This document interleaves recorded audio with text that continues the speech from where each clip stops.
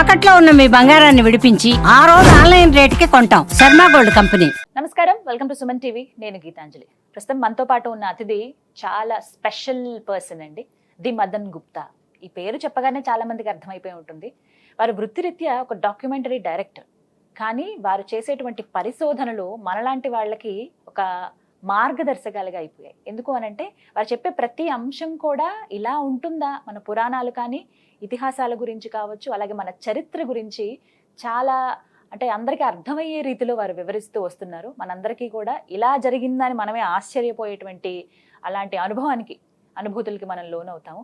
ఇవాల్టి అంశాలు ఏంటంటే చాలా ముఖ్యమైన విషయాలు మాట్లాడబోతున్నాం. ఇవన్నీ కూడా వారి మాటల్లో ఇవాల్టి డిస్కషన్లో మీరు చూడబోతున్నారు. ఇక ఆలస్యం చేయకుండా ఇంటర్వ్యూ ప్రారంభిద్దాం.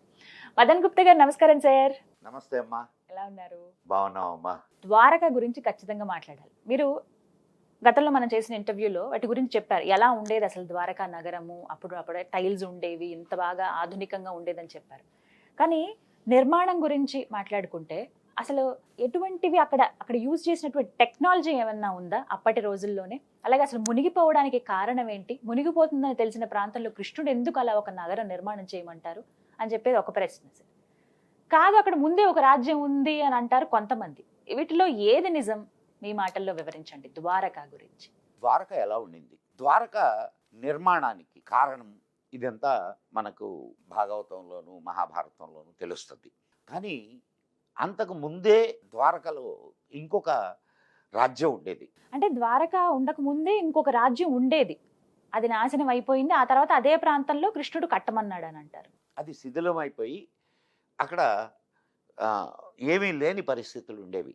అటువంటప్పుడు శ్రీకృష్ణుడు తమ జాతిని రక్షించుకోవడానికి ద్వారకా నగరాన్ని నిర్మించాడు, మళ్ళా పునర్నిర్మించాడు.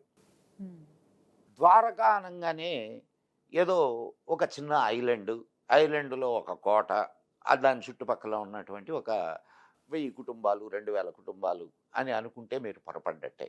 ద్వారక అనేది ఒక పెద్ద సామ్రాజ్యం. ద్వారకకు 4 ఓడరేవులు ఉండేవి.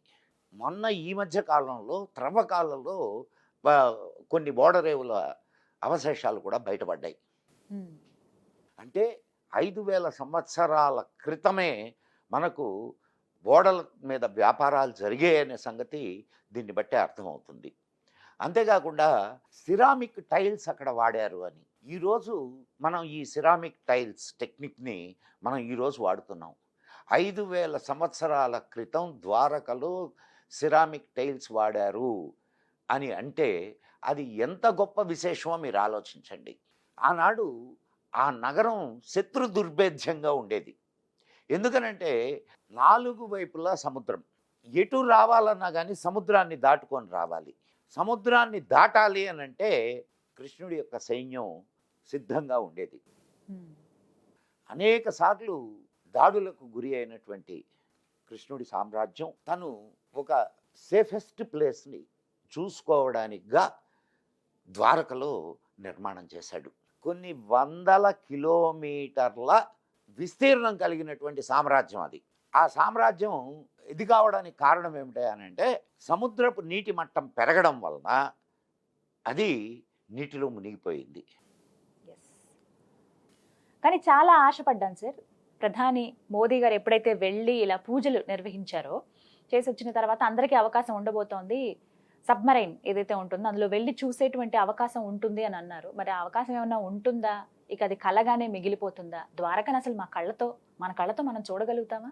ద్వారకలో లోపటికి వెళ్ళి, సముద్రం లోపటికి వెళ్ళి అక్కడ ఆయన పూజ నిర్వహించి వచ్చినటువంటి సంఘటనని మనం చూసాం. నిన్న మొన్నటి దాకా అసలు మహాభారతం జరగలేదు, కృష్ణుడు అనేవాడు లేడు అని మాట్లాడుకున్న మనకి కృష్ణుడు అనేవాడు ఉన్నాడు, ద్వారక అనేటటువంటి నగరం నిర్మించాడు, మహాభారతం జరిగింది నిజం అని ద్వారక మనకు సాక్ష్యం ఇస్తుంది. కాబట్టి మనం ఒక్క విషయాన్ని మనం గుర్తుంచుకోవాలి ఎప్పుడైనా. మనదైనటువంటి సాహిత్యం, మనదైనటువంటి శాస్త్రాలు, వీటిల్ని మనం నిందించడం కాదు, వాటి నుంచి మనం నేర్చుకోవాలి. ఎన్ని విషయాల్ని మన శాస్త్రాల్లోనూ మన పురాణాల్లోనూ మన ఇతిహాసాల్లోనూ మన వేదాల్లోనూ పొందుపరిచారో అనేక శాస్త్ర గ్రంథాలు ఉన్నాయి మనకి. ఈ పురాణాలు ఇవి కాకుండా శాస్త్ర గ్రంథాలు అనేకం ఉన్నాయి. కానీ వాటిలన్నిటినీ మనం ఏమీ లేవనుకునే ఒక ఫూల్స్ ప్యారడైజ్లో ఉన్నాం మనం. ఎస్. కాబట్టి మిత్రులారా, ఒక అద్భుతమైనటువంటి నాగరికత, ఒక అద్భుతమైన నగర నిర్మాణ కళ 5,000 సంవత్సరాల క్రితం ఉండింది అనేది నిర్వివాదాంశం. మనకు రాజకీయ నాయకుల దానికి ఏం పేరు పెట్టాలి అనేది నాకు అర్థం కావట్లేదు. కానీ వాళ్ళ యొక్క హీనమైనటువంటి ఆలోచన ధోరణి, యాక్చువల్గా విదేశీ ఫండింగ్తో ద్వారకా ఐడెంటిఫికేషన్ మీద ఆర్కియాలజీ డిపార్ట్మెంటు వర్క్ చేస్తుండింది. దాన్ని మధ్యంతరంగా ఆపివేశారు.